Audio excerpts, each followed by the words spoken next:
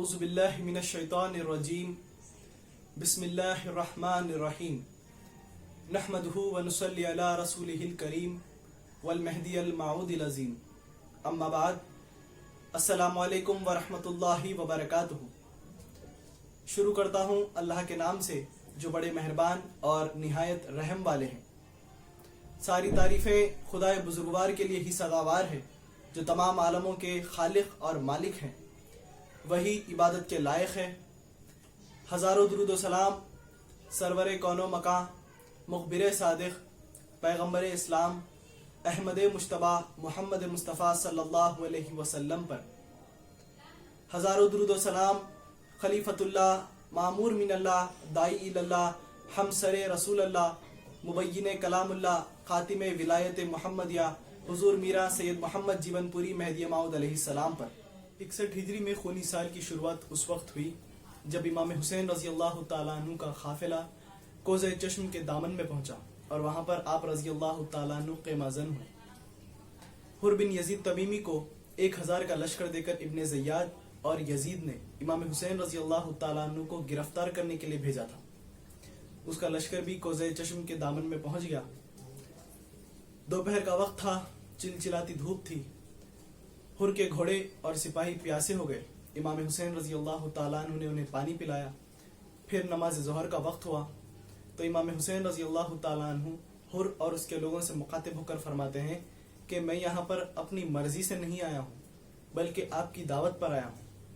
اپنی صفائی میں اتنا ضرور کہوں گا کہ جب تک مجھے آپ کے خطوط نہیں ملے تھے میں کوفہ روانہ ہونے کا ارادہ نہیں کیا تھا۔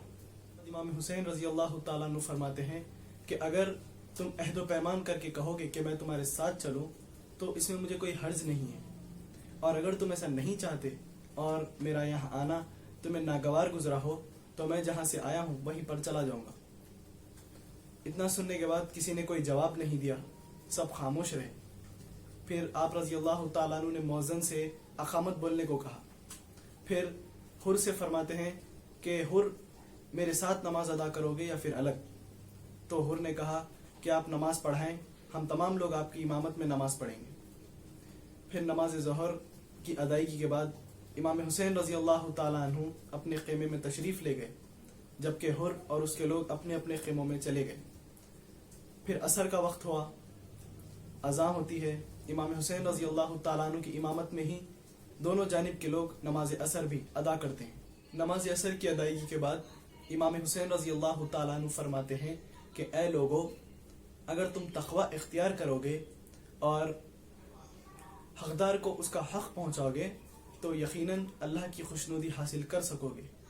یقیناً ہم اہل بیت امت اسلامیہ کی فرما روائی کے لیے ان لوگوں سے زیادہ مستحق ہیں جو آج منصب کی غلط دعوے دار ہیں اور مسلمانوں پر ظلم و ستم کر رہے ہیں۔ اگر تم ہمیں ناپسند کرتے ہو اور ہمارا حق کے اقرار ہمیں نہیں پہنچاتے اور تمہاری رائے اس کے خلاف ہو گئی ہے جو تمہارے خطوط اور قاصدوں سے معلوم ہوئی تھی تو پھر میں واپس چلا جاؤں گا۔ یہاں پر امام حسین رضی اللہ تعالیٰ عنہ نے نہ صرف اپنے آپ کے حق پر ہونے کا ثبوت دیا بلکہ اہل بیت کے خون سے اپنے ہاتھوں کو رنگنے سے بچانے کے لیے دشمنان اہل بیت اطہار کو موقع بھی دیا تھا۔ امام علی مقام کے اس خطبے کے بعد حر نے کہا کہ ہم نہیں جانتے کہ آپ کن خطوط اور کن قاصدوں کا حوالہ دے رہے ہیں۔ امام حسین رضی اللہ تعالیٰ عنہ نے عقبہ بن سمان سے فرمایا کہ وہ تھیلی لاؤ جن میں ان کے خطوط ہیں۔ عقبہ بن سمان 2 تھیلے لاتے ہیں جن میں خطوط بھرے تھے اور وہ دونوں تھیلے رکھ کر اس میں سے خطوط نکال کر حر کے سامنے پھیلا دیتے ہیں۔ حر نے کہا کہ ہم ان لوگوں میں سے نہیں ہیں جنہوں نے آپ کو خط لکھے ہیں، ہمیں تو یہ حکم ملا تھا کہ آپ جہاں بھی ملے آپ کے ساتھ ہو جائیں اور اس وقت تک آپ کے ساتھ رہیں جب تک آپ کو ابن زیاد کے حوالے نہیں کر دیا جاتا۔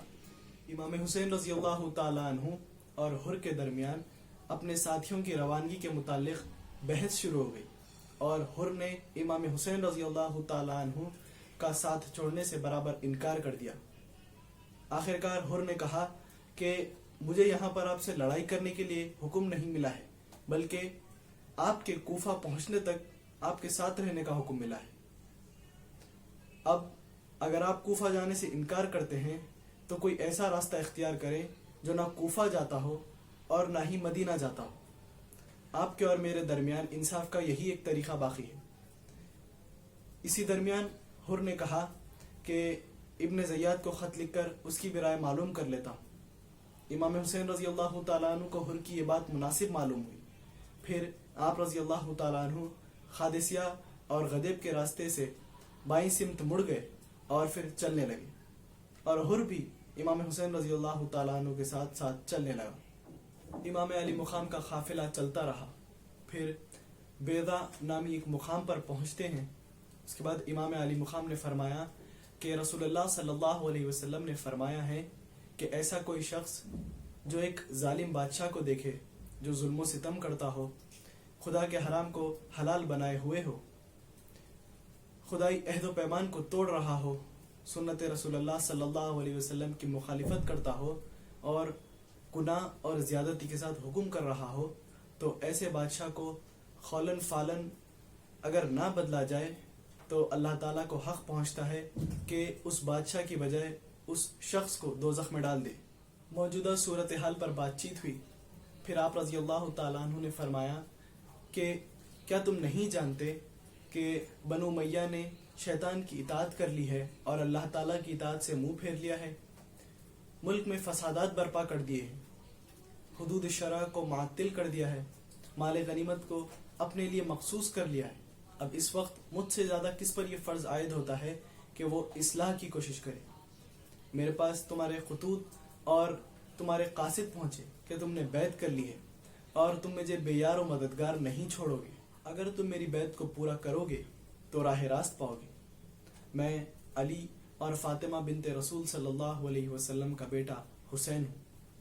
میری شخصیت تمہارے لیے ایک نمونہ ہے، اور اگر تم ایسا نہیں کرتے اور اپنے عہد اور میری بیعت کو توڑ دیتے ہو تو یہ بھی تمہاری ذات کے بعید اور تعجب انگیز فعل ہوگا.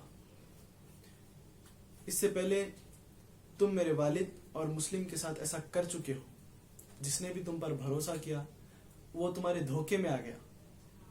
تم نے اپنے فعل سے ایک بہت بری مثال قائم کی ہے. انشاءاللہ تعالی ان قریب اللہ تعالی مجھے تمہاری مدد سے بے نیاز کر دے گا. امام حسین رضی اللہ تعالیٰ عنہ کی اس تقریر کو سننے کے بعد حر نے امام حسین رضی اللہ تعالیٰ عنہ سے کہا کہ اگر آپ جنگ کرنے کے لیے جائیں گے تو شہید ہو جائیں گے. جس پر امام حسین رضی اللہ تعالیٰ عنہ فرماتے ہیں کہ کیا تم مجھے موت سے ڈراتے ہو؟ کیا تمہاری شقاوت اس حد تک بڑھ گئی ہے کہ تم مجھے قتل کر دو گے؟ میں نہیں جانتا کہ تمہیں کیا کہنا ہے، مگر میں وہی کہوں گا جو اوس کے چچازاد بھائی نے اس سے اس وقت کہا تھا جب وہ رسول اللہ صلی اللہ علیہ وسلم کی مدد کرنے کے لیے جا رہے تھے. اور اوس نے ان سے کہا تھا کہ تم کہاں جا رہے ہو؟ تم رسول اللہ صلی اللہ علیہ وسلم کی مدد کرنے نکلو گے تو قتل کر دیے جاؤ گے. جس پر انہوں نے کہا کہ ان قریب میں اپنے مقصد کو پورا کروں گا.